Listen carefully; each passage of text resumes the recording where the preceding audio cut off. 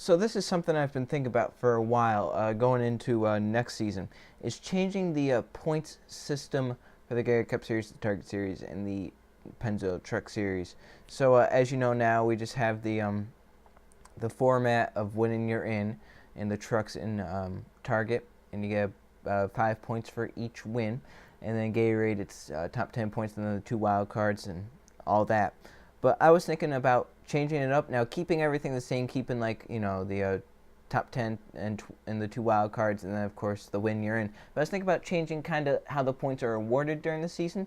So if you go into the description down below, you can find a link to a straw poll, which is 3 options on how to change the points format for next season. So the first one, obviously, just keep them all the same. Just keep everything the same, nothing added. The second one is in the trucks and Target, where you can win and get in. You get 5 points for each win, obviously, and then going into the chase, if you're top 10 in points, you get a certain amount of points, just like NASCAR's doing now. So if you're number 1, you get 15, number 2 gets 10, and number 3 gets 8, if I'm not mistaken. Yes, number 1 would get 15, number 2 would get 10, number 3 would get 8, and then 4th through 10th, obviously 7 to 1, down in that order, if you're, of course, top 10 in points. And then same with trucks, obviously, top 10 points. And then of course, those points also carry on over to the next round, so they wouldn't go away after round 1. They would keep going throughout the rounds, and of course 5 points for each win. So if you got 3 wins during the regular season and you finished second, that would be 15, 20. That would be 15, 20, 25 points. So that'd be 25 points there. But if you win the first round, then you get 30 points going into the second round of the chase. So that would be something to watch out for. And then the last one is changing all 3, just like the one above with the Target and trucks. The first place gets 15 and all that.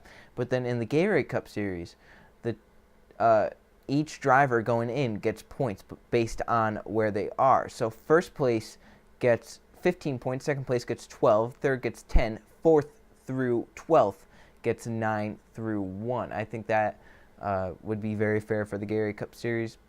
Everyone getting points. It just depends on where you see it. So I'm kind of doing this because I kind of feel guilty. I want it to be fair as possible, and I kind of feel guilty because as you know, this season Levi Shones won the regular season championship in Target.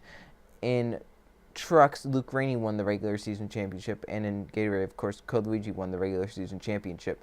But in all 3 series, Levi Shones almost got eliminated in round 1 of the Target Series.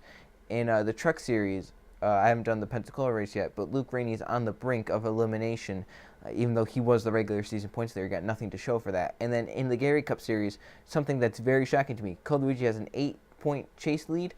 If we were going by full season points, he had a 376 points lead after, what was this race, Phoenix. After Phoenix, he had a 376 point lead.